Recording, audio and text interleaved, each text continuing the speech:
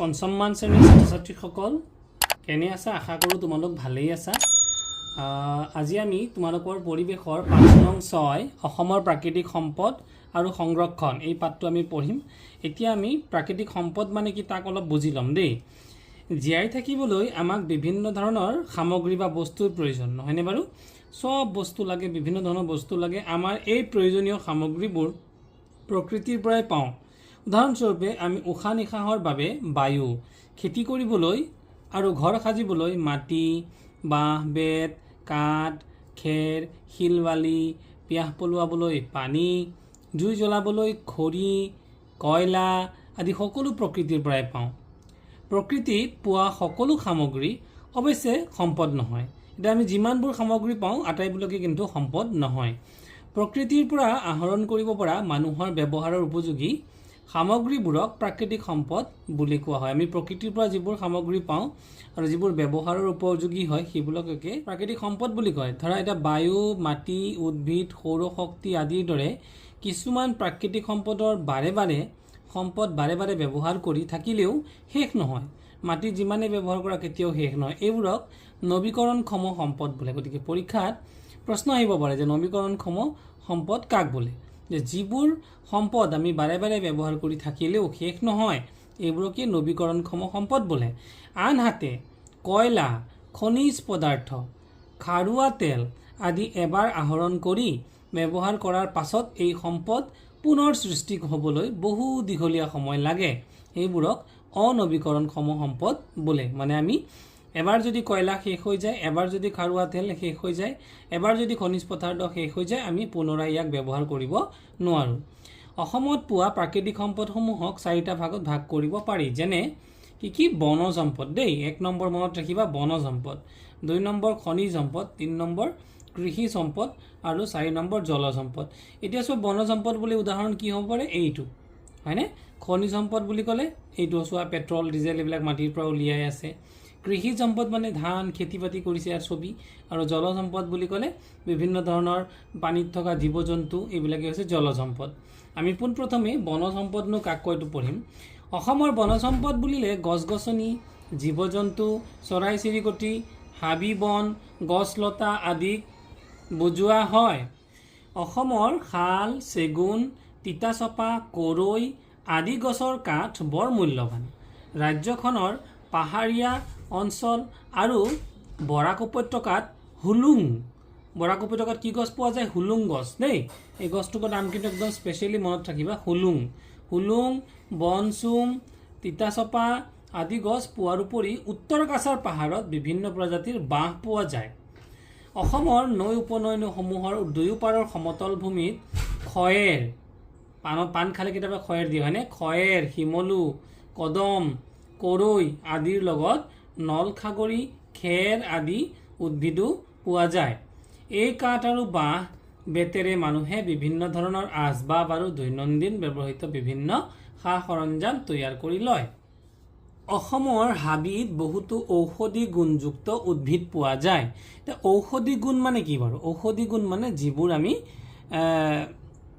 মানে বিভিন্ন ধৰণৰ বেমাৰ আজাৰৰ ক্ষেত্ৰত ব্যৱহাৰ কৰোঁ। অসমৰ হাবিৰ পৰা খৰি, ফল মূল, ৰবৰ, ঔষধি গুণযুক্ত উদ্ভিদ, খেৰ আদি সংগ্ৰহ কৰি কিছুমান মানুহে জীৱিকা নিৰ্বাহ কৰে। ব্যৱসায়িক ভিত্তিত অসমত উৎপন্ন হোৱা শাল, চেগুন, ব্যৱসায়িক ভিত্তি বুলি কিয় কৈছে? কাৰণ এইবিলাক দি ব্যৱসায় কৰা হয় হয়নে? ডাঙৰ ডাঙৰ বিজনেছ কৰে। শাল, চেগুন কাঠ আৰু ঔষধি উদ্ভিদৰ দেশৰ বাহিৰলৈ পঠিওৱা হয়। এই বনজ সম্পদসমূহৰ ওপৰত ভিত্তি কৰি অসমত জুইশলা, মেচৰ কাঠি যে বনায়, জুইশলা, প্লাইউড, কাগজ আৰু ৰেচম আদি উদ্যোগ গঢ়ি উঠিছে। অসমৰ হাবি বহু সংখ্যক চৰাইৰ বাসভূমি, যেনে ভাটৌ, মইনা, শগুন, ফেঁচা, দেওহাঁহ, ধনেশ আদি ইত্যাদি। অসমৰ এটা খড়গৰ গড় পৃথিৱী বিখ্যাত। গতিকে অসমৰ এশিঙীয়া গড় বা এটা খড়গৰ গড় গোটেই পৃথিৱীৰ বাবে বিখ্যাত। অসমৰ হাবিত পোৱা হাতী, ঢেকীয়াপতীয়া বাঘ, নাহৰ ফুটুকী, হৰিণা, বন গাহৰি, বনৰীয়া গৰু, ভালুক, বনৰীয়া মহ, বনৰীয়া ঘোঁৰা, শিয়াল, হলৌ বান্দৰ, সোণালী বান্দৰ আদি আপুৰুগীয়া প্ৰাণী। প্ৰাণীসমূহ চাবলৈ দেশ বিদেশৰ পৰা বহুতো পৰ্যটক আহে। ইয়াত এটা প্ৰশ্ন দিলে এতিয়া যে ওপৰত উল্লেখ কৰা সম্পদসমূহৰ ওপৰত ভিত্তি কৰি তলৰ তালিকাখন পূৰ্ণ কৰা, যে বনজ সম্পদৰ নাম, হাবিত থকা চৰাইৰ নাম আৰু বনৰীয়া প্ৰাণীৰ নাম, এইকেইটা আমি ফিল আপ কৰিব লাগে। ইয়াৰ পৰা চাই কিছুমান নাম তোমালোকে লিখিবলৈ যত্ন কৰিবা। অসমৰ ৰাজ্যিক পক্ষীৰ নাম, গতিকে অসমৰ ৰাজ্যিক পক্ষীৰ নাম কি বাৰু? এইটো দেওহাঁহ, নহয়নে? অসমৰ জাতীয় প্ৰতীকটোৰ নাম কি? অসমৰ জাতীয় প্ৰতীক হৈছে গড়। অসমৰ এশিঙীয়া গড় হৈছে আমাৰ জাতীয় প্ৰতীক। তাৰপিছতে ভাৰতৰ ৰাষ্ট্ৰীয় চৰাইটোৰ নাম কি? গতিকে ৰাষ্ট্ৰীয় চৰাইটো হৈছে ময়ূৰ চৰাই। ঠিক আছে, এইবাৰ আমি পঢ়িম খনিজ সম্পদ। গতিকে অসম খনিজ সম্পদত চহকী। অসমত প্ৰধানকৈ কয়লা, খাৰুৱা তেল আৰু চূণশিল পোৱা যায়। কয়লা, বহু নিযুত বছৰ আগতে পৃথিৱীখনত গছ গছনিৰে ভৰা জলাহভূমি আছিল। সেই সময়ত হোৱা প্ৰাকৃতিক দুৰ্যোগৰ ফলত এই গছ গছনিবোৰ ভূগৰ্ভৰ বহু তললৈ গৈ পোত গৈছিল। এই পোত যোৱা গছ গছনিবোৰৰ পৰা তৰপে তৰপে গেদ জমা হৈ কিছুমান স্তৰৰ সৃষ্টি হৈছিল। ভূগৰ্ভৰ তলিত পোত যোৱা এই গছ গছনিবোৰ লাহে লাহে ভূপৃষ্ঠৰ প্ৰচণ্ড চাপ আৰু ভূগৰ্ভৰ তাপৰ প্ৰভাৱত কয়লালৈ পৰিৱৰ্তিত হৈছিল। এই যে গছবিলাক যে তৰপে তৰপে পোত খালে, সেইবিলাক গৈ পেলাই কি হ'ল? কয়লা হৈ গ'ল। প্ৰকৃতিত পোৱা সবাতোকৈ গুৰুত্বপূৰ্ণ ইন্ধনৰ ভিতৰত কয়লা অন্যতম। অসমৰ মাকুম, লিডু, মাৰ্ঘেৰিটা, জয়পুৰ আদিত কয়লা পোৱা যায়। অসমৰ ক'ত ক'ত কয়লা পোৱা যায় বুলি প্ৰশ্ন আহিব পাৰে। মাকুমৰ কয়লা খনি অতি পুৰণি। এইটো এটা খালী ঠাই দিয়াই আছে যে অসমৰ আটাইতকৈ পুৰণি কয়লা খনিটোৰ নাম কি? উত্তৰটো হ'ব মাকুম। কাৰ্বি পাহাৰৰ কয়লাজান কাৰ্বি পাহাৰৰ কি? কয়লাজান, শিলভেটা আদিত কম পৰিমাণে উৎকৃষ্ট মানৰ কয়লা পোৱা যায়। বেছি পোৱা নাযায়, কিন্তু যিখিনিয়ে পোৱা যায় উৎকৃষ্ট পোৱা যায়। কয়লাৰ খনিত কাম কৰি বহুতো মানুহে জীৱিকা নিৰ্বাহ কৰে। এবাৰ আহি গ'ল আমাৰ খাৰুৱা তেল। বহু নিযুত বছৰৰ আগতেই সাগৰ, মহাসাগৰ আদিত খেলুৱৈ জাতীয় উদ্ভিদ আৰু সৰু সৰু প্ৰাণীবোৰৰ মৃত্যু হোৱাৰ পাছত সাগৰ মহাসাগৰৰ বহু তললৈ গৈ গেদৰ মাজত পোত গৈছিল। এই মৃত উদ্ভিদ আৰু প্ৰাণীবোৰে ভূপৃষ্ঠৰ প্ৰচণ্ড চাপ আৰু ভূগৰ্ভৰ তাপ আৰু বেক্টেৰিয়াৰ ক্ৰিয়াৰ ফলত খাৰুৱা তেল আৰু প্ৰাকৃতিক গেছলৈ পৰিণত হয়। খাৰুৱা তেল জুলীয়া অৱস্থাত আৰু প্ৰাকৃতিক গেছ গেছীয় অৱস্থা থাকে। প্ৰাকৃতিক গেছ কোনবিলাক? আমি যে চিলিণ্ডাৰ জ্বলাওঁ, সেইকেইটাই হৈছে প্ৰাকৃতিক গেছ। খাৰুৱা তেলসমূহ শিলৰ স্তৰৰ মাজতো পোৱা যায়।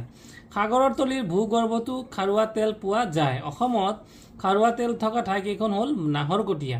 এইটো পৰীক্ষাত প্ৰশ্ন আহিব, অসমৰ খাৰুৱা তেল থকা ঠাইকেইখনৰ নাম কোৱা। নাহৰকটীয়া, হুগ্ৰীজান, মৰাণ, ৰুদ্ৰসাগৰ, গেলেকী আৰু লাকুৱা আদি। এইটো এটা নীলা কালাৰ দি ইয়াতে লিখি দিছে। 1889 চনত ইংৰাজসকলে প্ৰথমতে ডিগবৈত খাৰুৱা তেলৰ সন্ধান পায়। অসমত ক'ত প্ৰথম খাৰুৱা তেল পাইছিলে? এইটো প্ৰশ্ন আহিব পাৰে। ভূগৰ্ভৰ পৰা আহৰণ কৰা খাৰুৱা তেলসমূহ শোধনাগাৰত শোধন কৰি পেট্ৰল, ডিজেল, কেৰাচিন, নেফথেলিন, মোম আদি পৃথক কৰা হয়। গতিকে সেয়া যে ভূগৰ্ভৰ পৰা যিবিলাক খাৰুৱা তেল পায় তাৰ পৰা কি বনায়? পেট্ৰল বনায়, ডিজেল বনায়, কেৰাচিন, নেফথেলিন, মোম আদি পৃথক কৰা হয়। অসমৰ ডিগবৈ, নুনমাটি, বঙাইগাঁও, নুমলীগড়ত তেল শোধনাগাৰ আছে। অসমৰ ক'ত ক'ত তেল শোধনাগাৰ আছে? তেতিয়াহ'লে কি হ'ব? ডিগবৈ, নুনমাটি, বঙাইগাঁও আৰু নুমলীগড়। শোধনাগাৰত তেল শোধন কৰি আমাৰ ৰাজ্যত ব্যৱহাৰ কৰাৰ উপৰি পাইপযোগে কিছু অংশ অসমৰ বাহিৰলৈ পঠোৱা হয়। খাৰুৱা তেল আৰু প্ৰাকৃতিক গেছৰ ওপৰত ভিত্তি কৰি অসমত কিছু সংখ্যক উদ্যোগ গঢ়ি উঠিছে। খাৰুৱা তেল আহৰণৰ ফলত ক্ৰমান্বয়ে ভূগৰ্ভত মজুত থকা খাৰুৱা তেল শেষ হৈ আহিছে। সেয়েহে ইয়াৰ ব্যৱহাৰৰ ক্ষেত্ৰত মিতব্যয়ী হোৱাটো অতি প্ৰয়োজন। কয়লা আৰু খাৰুৱা তেলক ইন্ধন হিচাপে ব্যৱহাৰ কৰা হয়। গছ গছনি আৰু প্ৰাণীৰ দেহৰ অৱশিষ্টৰ পৰা উৎপন্ন হোৱাৰ বাবে ইহঁতক জীৱাশ্ম ইন্ধন বোলে। কিহৰ পৰা হোৱাৰ বাবে? যে গছ গছনি আৰু প্ৰাণীৰ দেহৰ পৰা। সেইকাৰণেই ইহঁতক কি ইন্ধন বোলে? জীৱাশ্ম ইন্ধন। এইবাৰ আমি পঢ়িম চূণশিল। চূণশিল অসমৰ আন এবিধ খনিজ সম্পদ। ডিমা হাছাও, নামটো মনত ৰাখিবা। ডিমা হাছাও জিলাৰ উমৰাংচু আৰু কাৰ্বি আংলং জিলাৰ কয়লাজান আৰু ডিলাই পাহাৰত চূণশিল পোৱা যায়। গতিকে চূণশিল ক'ত ক'ত পোৱা যায়? ডিমা হাছাও জিলাৰ উমৰাংচু, কাৰ্বি আংলং জিলাৰ কয়লাজান আৰু ডিলাই পাহাৰত চূণশিল পোৱা যায়। বিলাতী মাটি প্ৰস্তুত কৰিবলৈ চূণশিল ব্যৱহাৰ কৰা হয়। চূণশিল কিয় ব্যৱহাৰ কৰে? বিলাতী মাটি মানে চিমেণ্ট প্ৰডিউচ কৰোঁতে।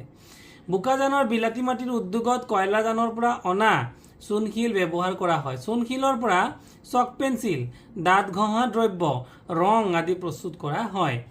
প্ৰাকৃতিক সম্পদবোৰ আমাৰ ৰাজ্যত মজুত থকাৰ বাবে এইবোৰৰ ব্যৱহাৰ সহজসাধ্য হৈছে। এই সম্পদবোৰে আমাৰ দেশক উদ্যোগীকৰণত সহায় কৰি আমাৰ জীৱন ধাৰণৰ মান উন্নত কৰিছে। কেঁচা মাল আৰু উৎপাদিত সামগ্ৰীসমূহ দেশ বিদেশলৈ ৰপ্তানি কৰি চৰকাৰে ৰাজহ সংগ্ৰহ কৰে। ৰাজহ মানে টেক্স কালেকশ্যন কৰে। ফলত অসমৰ ৰাজ্যখন অৰ্থনৈতিকভাৱে লাভান্বিত হৈছে। এই প্ৰাকৃতিক সম্পদবোৰ সঠিক ব্যৱহাৰ কৰাটো সকলোৰে কাম্য। সিপিটিত উল্লেখ কৰা খনিজ সম্পদৰ কথাখিনিৰ ওপৰত ভিত্তি কৰি লিখিবলৈ দিছে অসমৰ খাৰুৱা তেল থকা ঠাইবোৰৰ নাম। গতিকে এইটো মই পৰৱৰ্তী প্ৰশ্নবিলাকত এইবোৰৰ উত্তৰ মই দি দিম। কয়লা থকা ঠাইবোৰৰ নাম, চূণশিল থকা ঠাইবোৰৰ নাম। আৰু এইবাৰ আমি পঢ়িম জলজ সম্পদ। ব্ৰহ্মপুত্ৰ আৰু বৰাক অসমৰ দুখন প্ৰধান নৈ। পৰীক্ষাত প্ৰশ্ন আহেই, অসমৰ প্ৰধান দুখন নৈৰ নাম কি? ব্ৰহ্মপুত্ৰ আৰু বৰাক।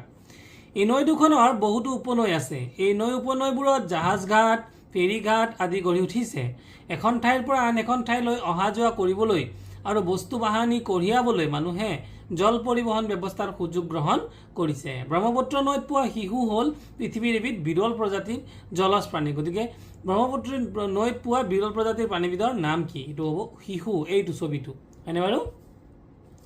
এইবাৰ ইয়াতে তোমালোকক অসমৰ মেপখন দিয়া হৈছিল আৰু অসমৰ মেপখনত যে বিভিন্ন ধৰণৰ নদীবোৰৰ নাম দিয়া হৈছিলে। চম্পাৱতী, মানা, পাগলাদিয়া, পুঠিমাৰী, জীয়া ধনশিৰি, জীয়া ভৰলী, সোৱণশিৰি, দিহং, লোহিত, বুঢ়ীদিহিং, দিখৌ, ধনশিৰি, কপিলী, বৰাক নৈ, সোণাই, ধলেশ্বৰী, কৃষ্ণাই, আটাইবোৰ হৈছে নদীৰ নাম। আৰু এইটো কথা চোৱা, এই ফালটো ওপৰৰ ছাইড মানে মেপ এখনৰ ওপৰৰ ফালটো হৈছে উত্তৰ, মেপ এখনৰ বাওঁ ফালটো হৈছে পশ্চিম, সোঁফালটো হৈছে পূব আৰু তলৰ ফালটো হৈছে দক্ষিণ। মানচিত্ৰখন চাই ব্ৰহ্মপুত্ৰ আৰু বৰাক নৈৰ উপনৈসমূহৰ নাম লিখা। গতিকে ছাত্ৰ ছাত্ৰীসকল তোমালোকে চেষ্টা কৰিবা, আৰু যদি তোমালোকে অসুবিধা পোৱা ইয়াৰ পিছতে প্ৰশ্নোত্তৰবিলাকত এই প্ৰশ্নটোৰ উত্তৰ মই দি দিম। তোমালোকে একেলগে প্ৰশ্নোত্তৰবোৰ চালে তাতো পাবা। নদী সুবিধাজনক স্থানত বান্ধ দি জলবিদ্যুৎ উৎপাদন কৰা হয়। নৈ উপনৈসমূহৰ বালি, ঘৰ, দুৱাৰ, ৰাস্তা আদি নিৰ্মাণত ব্যৱহাৰ। তোমালোকে দেখিছা যে বালি নদীৰ পৰা উঠাই নহয়নে বাৰু? উঠাই পেলাই সেয়া ঘৰ দুৱাৰ বনাবলৈ, বিভিন্ন ধৰণৰ দলং, ৰাস্তা ঘাট বনাবলৈ ব্যৱহাৰ কৰে। নদীৰ দাঁতিকাষৰীয়া অঞ্চল পলস পৰি সাৰুৱা হয় বাবেই খেতি কৰাৰ বাবে উপযোগী। ব্ৰহ্মপুত্ৰ ইয়াৰ কিছু উপনৈ পানী পাইপৰ সহায়ত জনসাধাৰণৰ ব্যৱহাৰৰ বাবে যোগান ধৰা হয়। ভূপৃষ্ঠৰ পানীভাগৰ দৰে ভূগৰ্ভৰ পানীভাগো আমাৰ সম্পদ। ঘৰুৱা কাম কাজ, খেতিপথাৰ, উদ্যোগ আদিত ব্যৱহাৰ হোৱা কিছু পানী ভূগৰ্ভৰ পৰা আহৰণ। ভূগৰ্ভ মানে এই যে আমি বৰিং কৰি পেলাই কল বা দমকল হিচাপে তলৰ পৰা যে পুতি ওলাই আনো, সেইটোৱে হৈছে ভূগৰ্ভৰ পানী। নৈ উপনৈসমূহৰ উপৰি আমাৰ ৰাজ্যখন অসংখ্য খাল, বিল, পুখুৰী আদি জলাশয়েৰে ভৰা। যেনে দীপৰ বিল, বিলৰ নাম আহিব, চান্দুবি বিল, চামগুৰি বিল, সোণ বিল আদি। বিভিন্ন বনৰীয়া প্ৰাণী, চৰাই চিৰিকটি আদি খাদ্য আৰু পানীৰ বাবে এই জলাশয়বোৰত আশ্ৰয় লৈ থাকে। নৈ উপনৈ, খাল, বিল আদি জলাশয়বোৰে মাছৰ চাহিদা পূৰণ কৰে। কিছুমান লোকে মীন পালন মানে মাছ পোহা, মাছকে মীন বুলি কয়, মীন পালন কৰিও জীৱিকা নিৰ্বাহ কৰে। নৈ উপনৈৰ চৰচাপৰিবোৰত প্ৰচুৰ পৰিমাণে বিভিন্ন ধৰণৰ শাক পাচলিৰ খেতি হয়। হয়নে বাৰু? এয়া খেতি কৰা দেখিছা তোমালোকে। আৰু এইটো হৈছে চান্দুবি বিলৰ ছবি, নহয়নে বাৰু? কৃষিজ সম্পদ।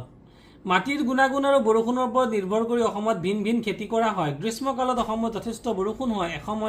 এই সময়ত ধান, মৰাপাট, লাও, জিকা, ভোল, কোমোৰা আদিৰ খেতি কৰা হয়। আনহাতে শীতকালত বৰষুণ কম হোৱা বাবে ঘেঁহু, গোমধান, সৰিয়হ, আলু, ফুলকবি, বন্ধাকবি, গাজৰ, নেমু, বিন আদিৰ খেতি কৰা হয়। অসমত মাটিকঁঠাল, কুঁহিয়াৰ, মধুৰিআম, লিচু, কল, কমলা, নাৰিকল আদি ফল মূলৰ উপৰি মাহজাতীয় শস্য, মৰাপাট, বিভিন্ন প্ৰকাৰৰ শাক, তামোল, পাণ আদিৰ খেতি কৰা হয়। চাহ অসমৰ প্ৰধান ৰোপণ খেতি। অসমৰ প্ৰধান ৰোপণ খেতি কি? উত্তৰটো হ'ব অসমৰ প্ৰধান ৰোপণ খেতি হৈছে চাহ। ইয়াৰ উপৰি কফি, ৰবৰ আদিৰ খেতিও কৰা হয়। গতিকে এই খেতি তোমালোকে নমুনাবোৰ দেখিছা। প্ৰাকৃতিক সম্পদৰ সুৰক্ষা আৰু সংৰক্ষণ। বিভিন্ন প্ৰাকৃতিক দুৰ্যোগ, প্ৰদূষণ আদিৰ ফলত জৈৱ সম্পদবোৰ ধ্বংস হোৱা দেখা যায়। তদুপৰি বৰ্তমানৰ আধুনিকীকৰণ আৰু উদ্যোগীকৰণৰ যুগত জৈৱ সম্পদসমূহ ধ্বংসৰ দিশত গতি কৰিছে। পাহাৰে পৰ্বতে মানুহে বসতি কৰিবলৈ লোৱাৰ ফলত গছ গছনি, পশু পক্ষী আদি নোহোৱা হৈছে। কি কি কাৰণত বনাঞ্চল ধ্বংস হৈছে আৰু বন্যপ্ৰাণীৰ সংখ্যা কমি আহিছে তাক জানি লওঁ আহা। জনসংখ্যা বৃদ্ধিৰ লগে লগে মানে মানুহৰ সংখ্যা বাঢ়িছে নে নাই, তাকেই জনসংখ্যা বৃদ্ধি বুলি কয়। বঢ়াৰ লগে লগে মানুহৰ খাদ্য বস্ত্ৰ মানে কাপোৰ কানি আৰু বাসস্থান মানে ঘৰ দুৱাৰ চাহিদা বাঢ়ি গৈ আছে। ফলত মানুহে হাবি বন ধ্বংস কৰি আৱাসিক আৰু ঔদ্যোগিক অঞ্চল গঢ়ি তুলিছে। যধে মধে বন ধ্বংস কৰাৰ ফলত কিছুমান প্ৰাণী যেনে এটা খৰ্গযুক্ত গড়, নল গাহৰি, বনৰীয়া মহ, লাজুকী বান্দৰ, সোণালী বান্দৰ, দেওহাঁহ, কাছ আদি পৃথিৱীৰ পৰা প্ৰায় বিলুপ্ত হ'ব ধৰিছে, মানে নাইকিয়া হ'ব ধৰিছে। পাহাৰৰ হাবি বন কাটি মুকলি কৰি জুম খেতি কৰা হৈছে, হয়নে বাৰু? বিস্তীৰ্ণ তৃণভূমিবোৰ চহাই কৃষিভূমিত পৰিণত কৰা হৈছে। জলাশয়বোৰ পুতি মানুহে সেইবোৰত বসতি কৰিবলৈ লৈছে। ফলত জলজ জীৱৰ আৱাসভূমি কমি আহিছে আৰু লগতে জলজ উদ্ভিদ আৰু প্ৰাণীৰ বিলুপ্তি ঘটিব ধৰিছে। দাঁত, শিং, খৰ্গ, ছাল, পাখি আদিৰ বাবে অসৎ উপায়েৰে কিছু লোকে বন্যপ্ৰাণী বধ কৰাৰ ফলত হাতী, মহ, গড়, বাঘ, সিংহ, ময়ূৰ আদিৰ সংখ্যা কমি আহিছে। এই যে ছবিটো দেখিছা, এইটো হৈছে ড'ডো চৰাই। গতিকে মৰিচাছ দ্বীপত ড'ডো নামৰ এবিধ চৰাই আছিল। কোন দ্বীপত? মৰিচাছ দ্বীপত। মৰিচাছ দ্বীপলৈ অহা নাবিকসকলে চৰাইবোৰ ধৰি খোৱাৰ ফলত সেই দ্বীপটোত চৰাইবোৰ সম্পূৰ্ণৰূপে লোপ পাই চৰাইটো উৰিব নোৱাৰে। সেইকাৰণে যধে মধে মানে খাবলৈ মন গ'লেও মাৰে, আধা খায় আধা পেলাই, এনেকৈ এই জীৱটো এটা সময়ত নাইকিয়া হৈ গ'ল। কি চৰাইটো? ড'ডো চৰাই। আৰু এয়া চোৱা ডাইনছৰৰ ছবি। বহু বছৰ আগতে পৃথিৱীত ডাইনছৰ নামৰ এবিধ বৃহৎ আকাৰৰ প্ৰাণী আছিল, বহুত ডাঙৰ, এটা এটা পাহাৰৰ নিচিনা ওখ ওখ। জীয়াই থকাৰ উপযুক্ত পৰিৱেশৰ অভাৱত এনে প্ৰাণীবোৰ বিলুপ্তি ঘটে। তাৰপিছত চোৱা, সুপৰিকল্পিত বিজ্ঞানভিত্তিক ব্যৱহাৰৰ দ্বাৰা প্ৰাকৃতিক সম্পদৰ সুৰক্ষা নিশ্চিত কৰা আৰু ধ্বংসপ্ৰাপ্ত সম্পদসমূহৰ পুনৰুদ্ধাৰৰ ব্যৱস্থা কৰাকেই প্ৰাকৃতিক সম্পদৰ সংৰক্ষণ বোলে, মানে বচাই ৰাখিব লাগে, হয়নে? এনে ব্যৱস্থাৰ উদ্দেশ্য হ'ল পৃথিৱীৰ প্ৰাকৃতিক ভাৰসাম্য বজাই ৰখা, যাতে মানুহে চৰাই চিৰিকটি, কীট পতংগ, উদ্ভিদ আদিয়ে সুস্থিৰভাৱে জীয়াই থাকিব পাৰে। প্ৰাকৃতিক সম্পদৰ সংৰক্ষণ বুলিলে সাধাৰণতে ভূমি সংৰক্ষণ, ইন্ধন সংৰক্ষণ আৰু বন বা অৰণ্য সংৰক্ষণক বুজায়। এইবাৰ আমি ভূমি সংৰক্ষণ চাবা দেই। ভূমি সংৰক্ষণৰ, ভূমি মানে কি? মাটি। ভূমি সংৰক্ষণৰ অৰ্থ হ'ল মাটি অথবা ভূমিৰ ক্ষয় ৰোধ কৰা। ভূমি ক্ষয় ৰোধ কৰাৰ উদ্দেশ্য হ'ল মাটিৰ অৱস্থাৰ পৰিৱৰ্তন নোহোৱাকৈ ৰখা আৰু মাটিৰ উৰ্বৰতা ৰক্ষা কৰি, উৰ্বৰতা মানে কি? গছ গছনি যাতে ভালকৈ হয় বা যাতে খেতিত মানে কৃত্ৰিম সাৰ যাতে দিয়া নহয়, কৃষিৰ উপযোগীকৈ সংৰক্ষণ কৰা। মাটিত গছ গছনি ৰুই খহনীয়া ৰোধ কৰি মাটি সুৰক্ষা কৰিব পাৰি আৰু পচন সাৰ প্ৰয়োগ কৰি মাটিৰ ক্ষতি নোহোৱাকৈ মাটিৰ উৰ্বৰা সংৰক্ষণ কৰিব পাৰি। এবাৰ অৰণ্য সংৰক্ষণ। বন বা অৰণ্য গছ গছনি আৰু প্ৰাণীৰ বাসভূমি। পৃথিৱীত গছ গছনি আৰু প্ৰাণীবোৰ থাকিলেও মানুহৰ বাবে উপযুক্ত পৰিৱেশ থাকিব। চৰকাৰে এই বন সম্পদসমূহৰ ৰক্ষণাবেক্ষণ আৰু সংৰক্ষণৰ উদ্দেশ্যে কিছুমান গছ গছনি, বনৰীয়া প্ৰাণী আৰু চৰাই চিৰিকটিৰে ভৰি থকা প্ৰাকৃতিক অঞ্চলকে সংৰক্ষিত বনাঞ্চল, অভয়াৰণ্য, ৰাষ্ট্ৰীয় উদ্যান, পক্ষী উদ্যান, উদ্ভিদ উদ্যান হিচাপে স্বীকৃতি দিছে। বন সম্পদত চহকী প্ৰাকৃতিক অঞ্চল কিছুমানক চৰকাৰে সংৰক্ষিত বনাঞ্চল হিচাপে ঘোষণা কৰে। এই সংৰক্ষিত বনাঞ্চলসমূহত থকা উদ্ভিদ আৰু বন্যপ্ৰাণীৰ সুৰক্ষাৰ ব্যৱস্থা বন বিভাগে লয়, যে আমি ফৰেষ্টৰ বুলি কওঁ যে সেই বন বিভাগ। কোনো অঞ্চল এটা বন্যপ্ৰাণীৰ আৱাসস্থলী হিচাপে বিবেচিত হ'বলৈ হ'লে প্ৰয়োজনীয় 3টা উপাদান লাগিব। কি কি? খাদ্য, পানী আৰু বাসস্থান থাকিব লাগিব। এই 3টা উপাদান সঠিকভাৱে থাকিলেহে জৈৱ বৈচিত্ৰ্য সৃষ্টি হয়। এটা জৈৱ বৈচিত্ৰ্য মানে কি? সেইটো পিছত তোমালোকে ডাঙৰ ক্লাছত পাবা। এবাৰ চোৱাচোন, অসমৰ কেইখনমান ৰাষ্ট্ৰীয় উদ্যান আৰু অভয়াৰণ্যৰ নাম, সেইবোৰত থকা উল্লেখযোগ্য প্ৰাণী আৰু পক্ষীৰ বিষয়ে জানি লওঁ আহা। কাজিৰঙা ৰাষ্ট্ৰীয় উদ্যান। তোমালোকে গোলাঘাট যাওঁতে বা শিৱসাগৰ যাওঁতে বা যোৰহাট যাওঁতে কাজিৰঙা ৰাষ্ট্ৰীয় উদ্যানখন দেখা পাবা।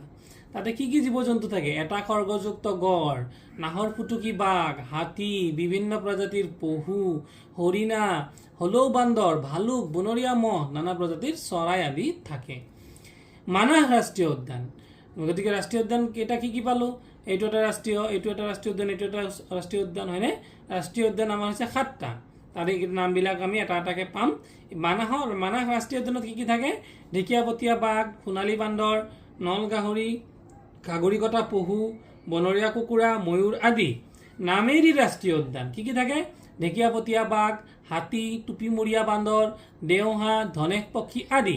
ডিব্ৰু চৈখোৱা ৰাষ্ট্ৰীয় উদ্যান, বনৰীয়া ঘোঁৰা, দেওহাঁহ, বনৰীয়া মহ আদি। ওৰাং ৰাষ্ট্ৰীয় উদ্যান, দেওহাঁহ, বনৰীয়া মহ, গড়, বাঘ, ময়ূৰ আদি। ৰায়মনা ৰাষ্ট্ৰীয় উদ্যান, হাতী, বাঘ, সোণালী বান্দৰ, বিভিন্ন প্ৰজাতিৰ চৰাই, পখিলা আদি।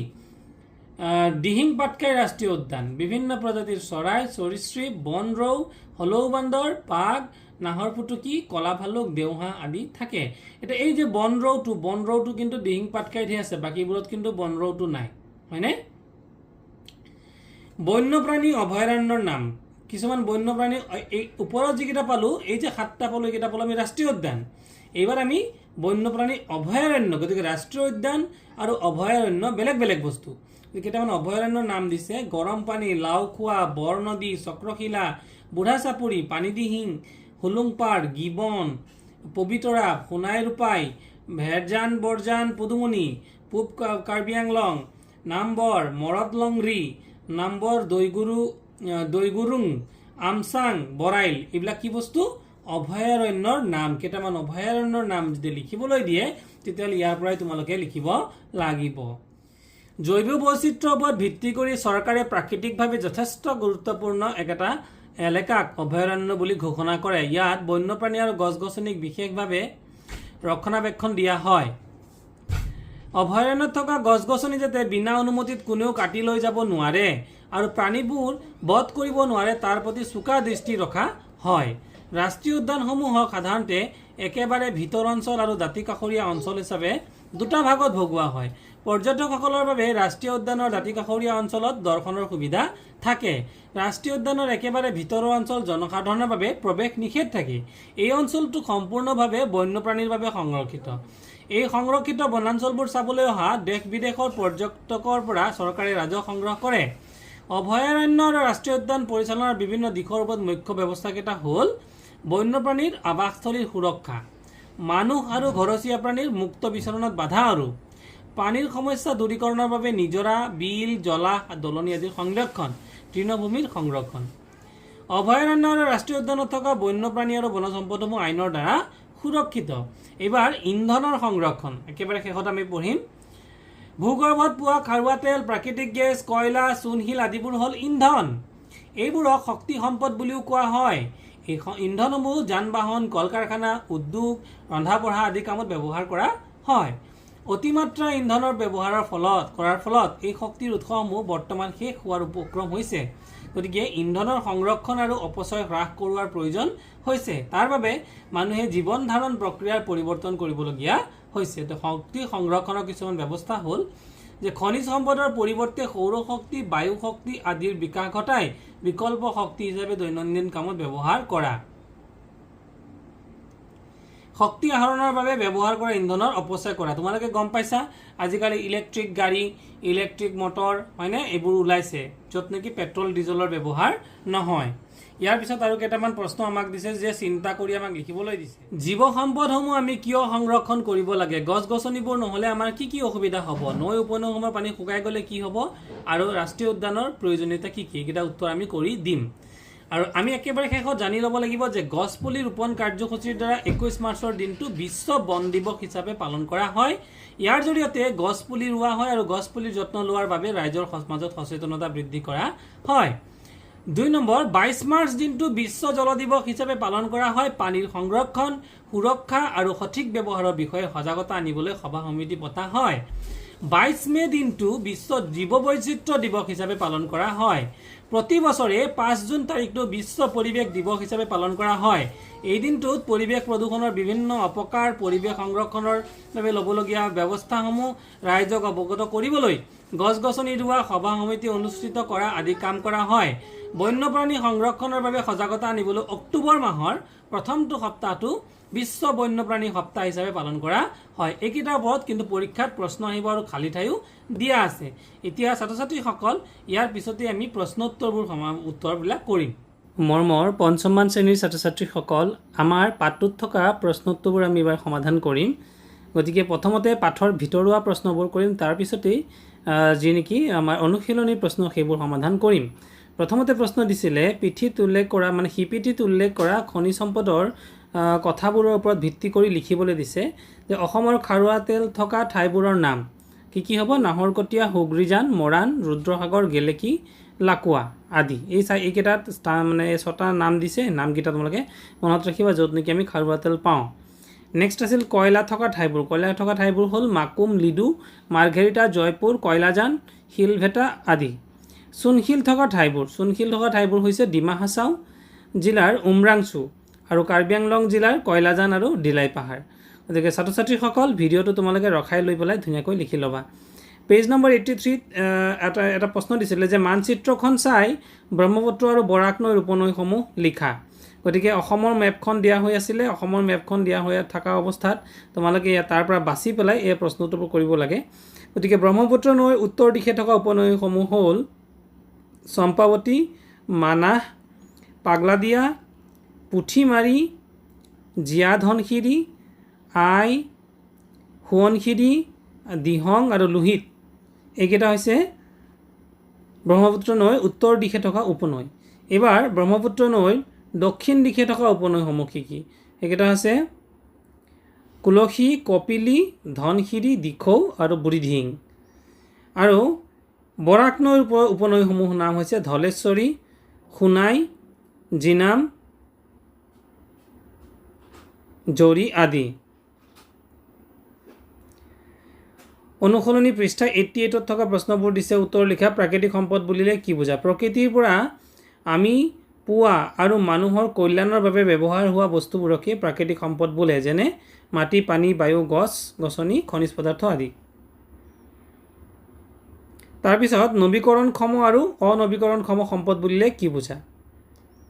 নৱীকৰণক্ষম সম্পদ যিবোৰ প্ৰাকৃতিক সম্পদ ব্যৱহাৰ কৰি থকাৰ পাছতো শেষ হৈ নাযায় বা পুনৰ সৃষ্টি কৰিব পাৰি, সেইবোৰকেই নৱীকৰণক্ষম সম্পদ বুলিয়ে, যেনে সূৰ্যৰ পোহৰ, বায়ু, পানী।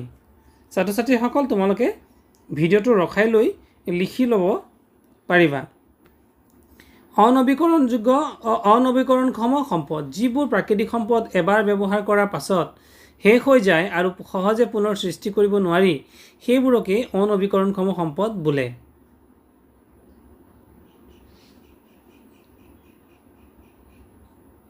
যেনে কয়লা, খাৰুৱা তেল, খনিজ সম্পদ।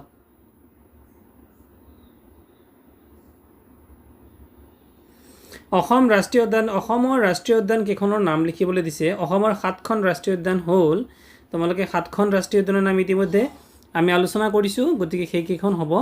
প্ৰথমটো হৈছে কাজিৰঙা ৰাষ্ট্ৰীয় উদ্যান, বি নম্বৰ মানাহ ৰাষ্ট্ৰীয় উদ্যান, চি নম্বৰ নামেৰি ৰাষ্ট্ৰীয় উদ্যান, ডি নম্বৰ ডিব্ৰু চৈখোৱা ৰাষ্ট্ৰীয় উদ্যান, ই নম্বৰ ওৰাং ৰাষ্ট্ৰীয় উদ্যান। তাৰপিছত হ'ব ৰায়মনা ৰাষ্ট্ৰীয় উদ্যান আৰু দিহিং পাটকাই ৰাষ্ট্ৰীয় উদ্যান। গতিকে এই মুঠতে 7টা ৰাষ্ট্ৰীয় উদ্যান ইয়াতে উল্লেখ কৰা হ'ল। ইয়াৰ পিছত ঘ নম্বৰ প্ৰশ্নটো আছিল অসমৰ কোনকেইখন জিলাত চূণশিল পোৱা যায়? অসমৰ ডিমা হাছাও জিলা আৰু কাৰ্বি আংলং জিলাত চূণশিল পোৱা যায়। ইয়াৰ পিছৰ প্ৰশ্ন ঙ নম্বৰটো অসমৰ বনাঞ্চলত থকা 4বিধ প্ৰাণীৰ নাম। একশিঙীয়া গড়, নাহৰ ফুটুকী বাঘ, হাতী আৰু দেওহাঁহ। এইবাৰ চমুটোকা লিখিবলৈ দিয়া হৈছে।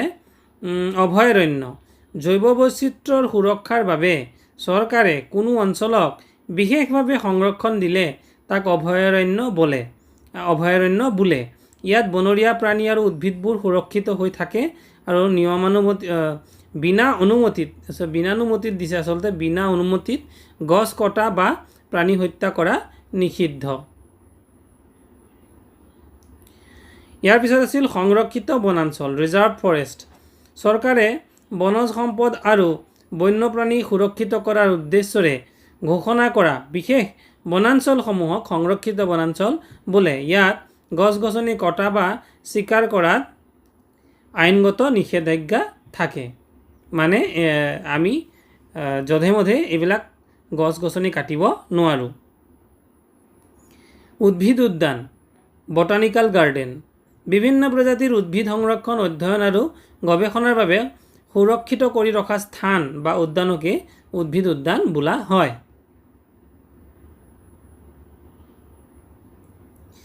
ৰাষ্ট্ৰীয় উদ্যান, নেশ্যনেল পাৰ্ক বন্যপ্ৰাণী আৰু প্ৰাকৃতিক পৰিৱেশৰ সংৰক্ষণৰ বাবে আইনৰ দ্বাৰা সুৰক্ষিত কৰা অতি গুৰুত্বপূৰ্ণ অঞ্চলক ৰাষ্ট্ৰীয় উদ্যান বোলে? ইয়াত সাধাৰণ মানুহৰ প্ৰৱেশ আৰু সম্পদ আহৰণ সম্পূৰ্ণৰূপে নিয়ন্ত্ৰিত।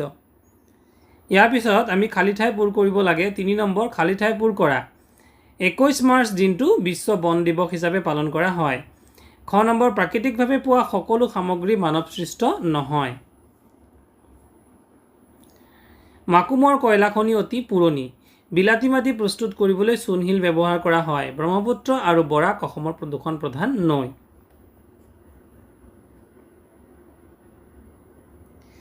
জৈৱ সম্পদ সংৰক্ষণৰ প্ৰয়োজনীয়তাৰ বিষয়ে লিখা। এইটো 4 নম্বৰ প্ৰশ্ন। গতিকে ইয়াৰ প্ৰয়োজনীয়তাবোৰ 4টা পইণ্টত লিখা হৈছে। গতিকে প্ৰথমটো হ'ব পৰিৱেশৰ ভাৰসাম্য। প্ৰাকৃতিক ভাৰসাম্য আৰু জলবায়ু নিয়ন্ত্ৰণ কৰি ৰাখিবলৈ এইটো এটা কাৰণ, যাৰ কাৰণে পৰিৱেশ আমি যে সংৰক্ষণ কৰিব লাগে তাৰ কাৰণ কি? প্ৰথমটো কাৰণ। বি নম্বৰ হ'ল বন্যপ্ৰাণীৰ আৱাসস্থল, বন্যপ্ৰাণী আৰু পক্ষীক বিলুপ্তিৰ পৰা ৰক্ষা কৰিবলৈ। চি নম্বৰ, জীৱন ধাৰণ, খাদ্য, অক্সিজেন, পানী আৰু ঔষধৰ উৎস অটুট ৰাখিবলৈ। ডি নম্বৰ, আৰ্থিক দিশ, কাঠ, বাঁহ আৰু অন্যান্য বনজ সম্পদৰ ভৱিষ্যত যোগান সুনিশ্চিত কৰিবলৈ। এইকেইটা হৈ গ'ল আমাৰ 4 নম্বৰ প্ৰশ্নৰ উত্তৰ।